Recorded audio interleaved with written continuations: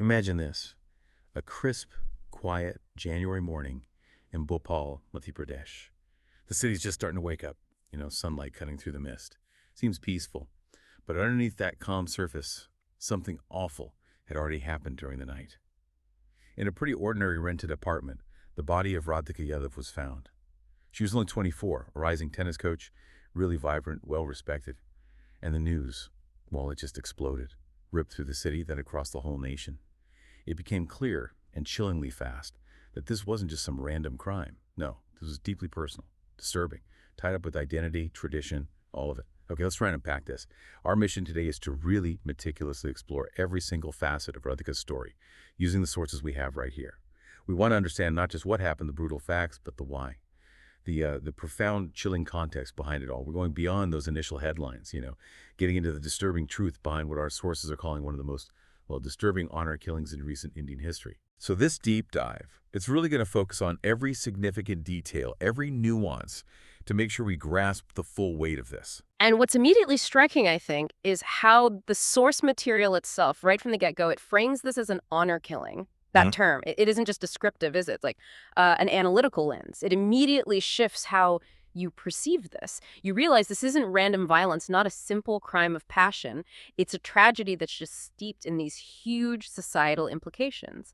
It forces you right away to think about the cultural forces, the traditions that were at play here. And look, the details we're about to get into, they are harrowing. They're really tough to hear. But understanding them is just crucial, absolutely crucial. They're the key to understanding the why behind an act like this, because Ratika's case, sadly, it really epitomizes a much larger, deeply entrenched societal issue in some communities. Yeah, absolutely. And Radhika Yadav, she was so much more than just a victim. We need to remember that. She was this vibrant person, full of purpose, passion, this real drive to make her own way. Born in 1997, modest family there in Bhopal, Madhya Pradesh. And her early life, it was really defined by this incredible dedication to tennis. She had natural talent, sure, but it was her discipline, her sheer effort that just stood out from a really young age. She was just all in on tennis. Hours and hours on the court, honing skills, pushing herself, everyone noticed. And by her early 20s, all that hard work, it really paid off. She wasn't just playing anymore. She'd become this respected coach at the Bhopal Tennis Academy, guiding young athletes, her colleagues, well, they consistently painted this picture, right? Disciplined, ambitious, and really genuinely passionate about helping those young players, not just with their game, but with character, resilience, reaching their potential. They said she had this knack for connecting with students, making them believe in themselves, and her social media, it kind of reflected that, not just random stuff. It was full of these motivational messages About sportsmanship, perseverance, chasing dreams, overcoming challenges. It really gave you a picture of who she was, ambitious, positive, determined. But, and this is the hard part, alongside that professional success, our sources detail how her personal life took a path her family just couldn't accept. And that's where this story takes that tragic, awful turn. That contrast is so striking, isn't it? Her success, her independence, this public image as a modern woman thriving in sports, it inadvertently became the flashpoint because it directly challenged these deeply ingrained family norms, especially about a woman's role, her autonomy within that conservative structure. If you connect it to the bigger picture, like you said, her public image, it's just worlds apart from the private expectations, those unwritten rules that weigh so heavily, particularly on women in those traditional settings. It makes you ask, doesn't it? How much pressure internal and external are individuals really under their own choices, their autonomy, clash so hard with those norms. Her dedication to sport, those motivational posts, they weren't just about tennis. They signaled independence, right? Self-determination. And perhaps tragically, that was seen as defiance, a challenge to her family's traditional expectations. And that tension, it just festered, didn't get resolved, and it became the prelude to this just devastating conflict. And the catalyst for that conflict, the thing that really changed everything, was her relationship with Samir Khan. He's also a sports trainer, and they met, naturally enough, right there at the Bhopal Tennis Academy where they both worked. Our sources, they really go into detail about how their bond grew, friends, colleagues. They all said the same thing, inseparable. It speaks volumes about how close they were, doesn't it? They weren't just partners, they were really supportive of each other's careers, and apparently quite openly affectionate, comfortable showing their love. It paints this picture of a really genuine connection, visible to everyone, based on respect, shared passion, a real partnership. But there was this fundamental tension right at the heart of it. It was an interfaith relationship. Radhika came from a conservative Yadav family, very rooted in Hindu traditions, and Samir, he was Muslim. That difference, despite their obvious affection, it immediately became the flashpoint. It turned their private love into a public crisis for her family. Her parents reportedly gave her multiple warnings, stern warnings, getting more and more insistent, urging her, basically demanding she end it. Their big fear, highlighted by neighbors later on, was this intense societal backlash and this explicit concern for their honor, their family reputation. That language is so key, isn't it? Honor and reputation. Exactly. Neighbors said the family became really vocal about their disapproval, telling anyone who'd listen, always citing honor, reputation. It was like Radhika had to break up with Samir no matter how she felt. It wasn't about her happiness. It was about their public standing. So by December 2023, just a month before she died, these tensions hit what the sources call a breaking point. And Radhika did something really brave, actually, a significant act of defiance, trying to claim her own independence. She moved out, left the family home, got her own rented apartment, wanted to live independently. And this choice, well, predictably, it reportedly enraged her parents, and crucially, her older brother, Mukesh Yadav. To them, it wasn't just moving out, it was like a public declaration, a challenge to their authority, bringing in their eyes immense shame on the family. A huge step for her to take, though, wasn't it? Knowing the likely reaction. Absolutely huge. And the pressure after that just ramped up. It was relentless. The phone records later showed it clearly in court, weeks leading up to the crime. Her family, especially Mukesh, calling her repeatedly, pressuring her, almost coercing her to come back home. Witnesses back this up too. They remembered Mukesh showing up in her new place multiple times, heated arguments right out in the open where neighbors could hear. And then there's that truly chilling detail, a specific quote from a neighbor. Overheard Mukesh during one of these fights, saying, "Clear as day, cold intent, if you don't come home, we'll bring you home in a way you won't like." Wow, that's not just a threat, is it? Not at all. It's horrifying. It's evidence. It signals clear premeditation, a terrifying warning of what was being planned. It shows this mindset where Radhika wasn't even seen as family anymore, but as a problem they needed to violently solve. Yeah. All for this abstract idea of honor. And that interfaith aspect, as you laid out, it's just absolutely crucial here. To grasp the full context, it's not just about love against the family's wishes. It goes deeper. It's about these deeply rooted societal fears, prejudices, where honor gets tied to these really rigid norms, especially around women's choices, marriage, relationships, who they can be with. And the family, by voicing their disapproval so publicly, citing honor and reputation, it really underscores the communal pressure they felt under. They felt their social standing was threatened. And tragically, they projected that perceived shame and the need to fix it right onto Radhika, her decision to move out. I mean, that was a profoundly significant act of defiance, wasn't it? More than just changing a dress. It showed incredible resolve, real courage to assert her autonomy, to try and live on her own terms, despite the cost. But in her family's eyes, that just amplified the challenge to their authority, their values, made it unbearable for them. So that act of independence, combined with the escalating pressure and those incredibly explicit threats, like Mukesh's statement, it paints a very, very clear picture. This was premeditated, not some spontaneous rage. That quote from Mukesh, it's a chilling declaration of intent. A terrifying foreshadowing. It really makes you stop and think, doesn't it? What immense courage it must have taken for her to make that choice, knowing the potential repercussions, knowing what she was up against. The weight of that fight for freedom is just immense. Right. Okay, let's reconstruct that night, January 9th, 2024. Using the details from the sources, piecing it together, Radhika gets home from coaching. Probably just winding down, you know? Maybe looking forward to a quiet night, her last known contact. A phone call with Samir around 8:30 p.m., and they were making weekend plans. Talking about the future, it's such a poignant detail, isn't it? So normal, so hopeful, just hours before. Everything changed. Then around 10:15 p.m., things shift. Security cameras nearby pick up two men entering her apartment complex. One of them is clearly identified later. Mukesh Yadav, Radhika's brother. His face visible on the footage. And according to the police charge sheet, the details are meticulous here. Mukesh and an accomplice, later ID'd as his cousin. They didn't force their way in. They used a duplicate key. A duplicate key, that speaks volumes, doesn't it? Planning. Exactly. It immediately suggests calculation. A planned intrusion, not spur of the moment, something thought through what happened next. Yeah. It's just horrific. The autopsy, the crime scene reconstruction, they laid out grimly. Investigators believe she was attacked first with a blunt object, possibly a wrench found at the scene later with traces of the struggle. A brutal impact designed to incapacitate her. Then, after that initial assault, strangled. Right. With a nylon rope.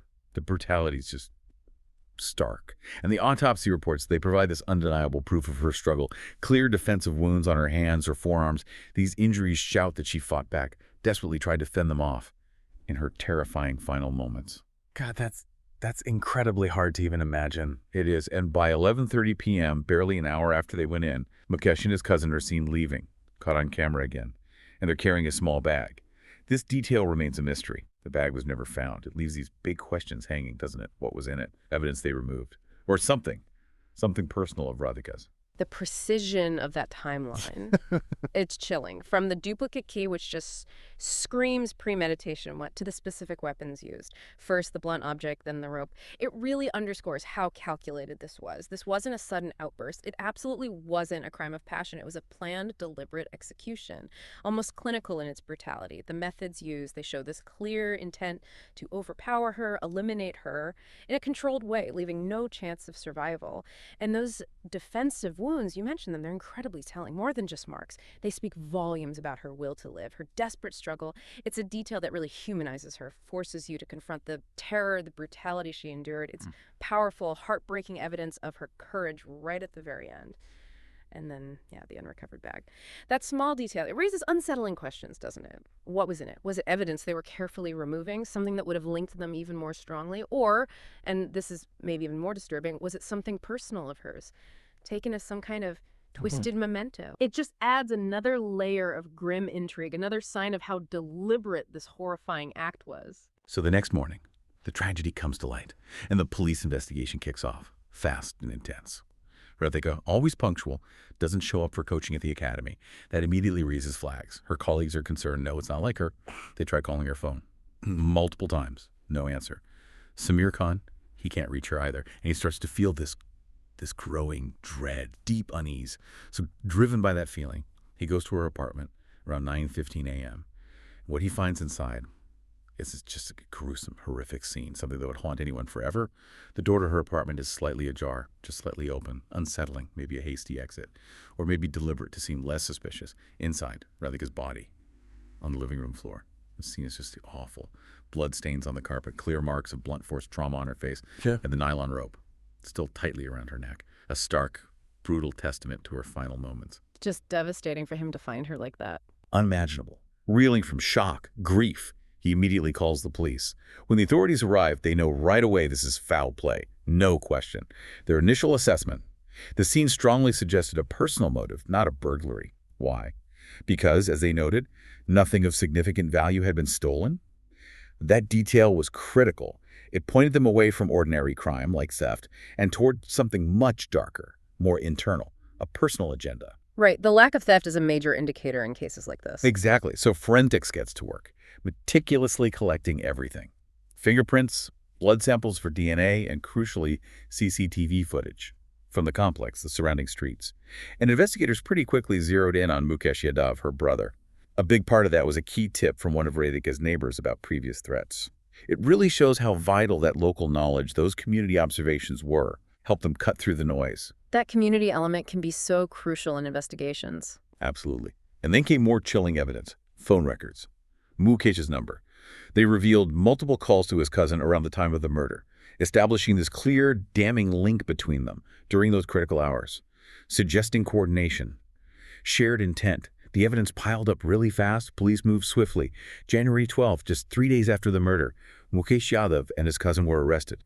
During interrogation, facing all this overwhelming evidence, they both confessed. And Mukesh's alleged statement to the police, it's utterly chilling. It perfectly captured that warped justification. He reportedly said, she was bringing shame to our family. We had no other option. No other option, just breathtakingly cold. Exactly. And that statement, when it became public, it sent shockwaves through the community. It just reinforced the grim reality. This wasn't spontaneous. This was calculated. Premeditated murder disguised as honor. Yeah. The planning, the motive. It horrified people, exposed this deeply disturbing mindset where reputation mattered more than life. The speed of that investigation is quite remarkable, actually, how they focused on Mukesh so quickly, combining the hard forensic evidence, DNA, fingerprints with those community tips, and then the digital evidence from the call records. It really shows a robust process, doesn't it? It highlights how community input can provide those crucial puzzle pieces, and how digital forensics can provide that undeniable, damning proof, tying perpetrators right to the crime. That synergy between old-school police work and modern tech was clearly pivotal here. And Mukesh's statement, she was bringing shame. We had no other option. That is probably the most horrifying and yet most revealing detail in this whole story. It just lays bare this deeply ingrained belief system, this tragic justification that allows such extreme violence. It shows clearly for them this wasn't about logic or reason, not even just anger. It was about a twisted, warped sense of honor, valuing a perceived family reputation over human life, over their own daughter, their own sister. It forces you to ask, doesn't it? How does a society even start to dismantle beliefs like that? Beliefs so entrenched, so morally bankrupt that they can twist love into such brutality. Imagine the weight of that statement. Not just for the family now destroyed, but for the whole community grappling with this brutal justification. So the investigation wraps up, confessions are made, and it moves to the courts. The trial for Radhika's murder started in March 2024, Bhopal District Court. Prosecutors laid out their case meticulously, presented that overwhelming forensic evidence, DNA samples from the scene, the CCTV footage placing Mukesh and his cousin there, those crucial phone records showing their coordination, all of it, piece by piece, building this undeniable link between them and the crime. One of the most powerful moments, according to the sources, was Samir Khan's testimony. He spoke emotionally, detailing the threats Radhika had received from her family because of their relationship. He described the pressure, the abuse, the warnings, and he shared the plans for the future, painting this picture of a love tragically cut short. His composure apparently broke on the stand when he recounted finding her body. Just raw human grief. It hit everyone in the courtroom. You can only imagine how difficult that must have been for him. Absolutely. Now, the defense, they tried. They argued Mukesh acted to protect family honor, tried to wrap the murder in this cultural justification. But the judge wasn't having any of it, dismissed it swiftly, powerfully. The judge's statement was so clear, so resolute. There was no honor in murder. This was an act of cruelty. That quote is pivotal. Absolutely pivotal. It just cuts right through that defense, rejects the whole concept of honor as a legal justification for murder. So in June 2024, the verdict came down, life imprisonment without parole for both Mukesh Yadav and his cousin. And the court's judgment wasn't just about punishment. It specifically emphasized the need to deter future honor killings and, crucially, protect women's rights to choose their partners, sending a really powerful message. Women's rights activists hailed it as a landmark ruling, a significant step. That judge's statement, there is no honor in murder. It's incredibly significant, way beyond just this case. It actively challenges, it delegitimizes that whole concept of honor as a justification for violence right there in a legal setting. That's vital for setting precedents, sending a clear signal. The justice system won't tolerate these archaic justifications for brutality. It's a direct counter-narrative from authority. And the court's emphasis on deterrence, on protecting women's rights to choose, that highlights a really important shift, doesn't it? It's a move towards upholding individual autonomy, individual freedom over these rigid traditional norms that try to control people, especially women. So the verdict wasn't just about punishing these two individuals. It was profoundly about sending a strong message, deterrence for others, empowerment for women making their own choices. But while it's a victory, it also really shines a stark light on how deeply entrenched these beliefs still are, doesn't it? The fact that judges still need to explicitly, powerfully counter them from the bench says a lot. It raises that tough question. How do these crucial legal wins actually translate into broader, lasting societal change, especially when you're up against traditions that are centuries old and still hold sway? Yeah, that's the difficult part, isn't it? Moving beyond Radhika's specific heartbreaking story, it's vital we see the bigger picture. Her murder, as tragic as it is, it's tragically not an isolated case. It's a grim window into this larger systemic issue of honor killings in India. The official data from the National Crime Records Bureau, the NCRB, it gives us a glimpse. It reveals dozens of reported honor killings in India each year. But, and this is a really critical point to sources stress experts, they firmly believe the true numbers are much higher. It suggests this hidden epidemic, vast underreporting of these horrific crimes, crimes that often go unpunished or get deliberately miscategorized. And why the underreporting? Well, the sources point to a few things. Victims' families might fear backlash from the community if they speak out. Sometimes local police might record the crime differently, maybe domestic dispute, maybe suicide to avoid the sensitivity around honor killing. Or sometimes they might even be complicit, unfortunately. That's a possibility, too. And then there's just community silence, social pressure, keeping people quiet, witnesses, relatives. Radhika's case, because it was so brutal, so clearly linked to the family, it really reignited these intense debates in society, not just about the crime, but about the roots, those patriarchal traditions that enable it, the societal pressures enforcing conformity, and the urgent, undeniable need for stronger legal protections for women. Her story became this catalyst, forcing a fresh, uncomfortable look at these deep, ingrained issues. And that NCRB data, yeah, it's alarming, but like you said, it's almost certainly just the tip of the iceberg. Underreporting, community silence protecting perpetrators, crimes being deliberately mislabeled. It all hides the true scale. It points clearly to a systemic issue, a deep-seated problem that goes way beyond just individual bad actors. It's woven into the social fabric in some places.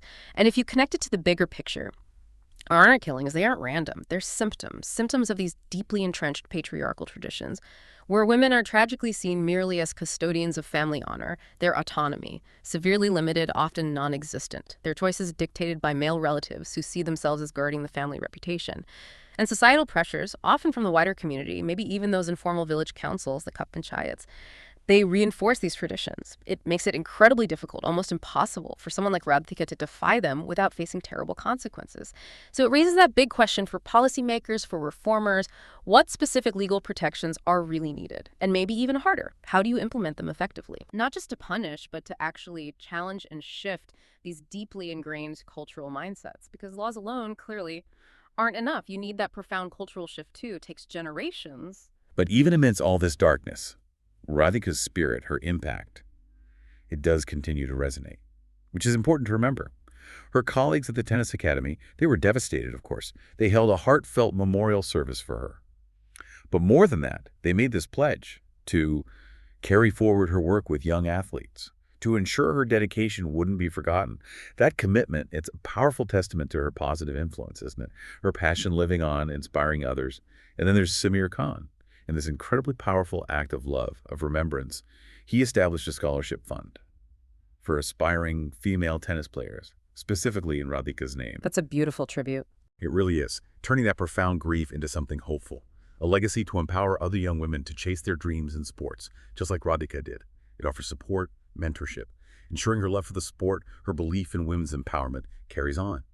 But her story, ultimately, it remains this grim reminder, doesn't it, of the dangers so many women still face, just for exercising their basic right to love, to live freely, on their own terms, in places where tradition can be so brutally enforced. Yeah, that section really captures her defiant spirit beautifully. Despite the horrific end, the actions of her colleagues, and especially Samir, they ensure her impact isn't erased. Her legacy, particularly through that scholarship, it's directly empowering young women through sport, the very thing she loved.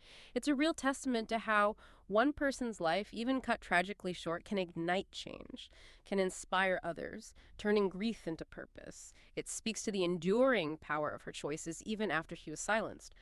Radhika's story. It's just such a stark, undeniable reminder, isn't it?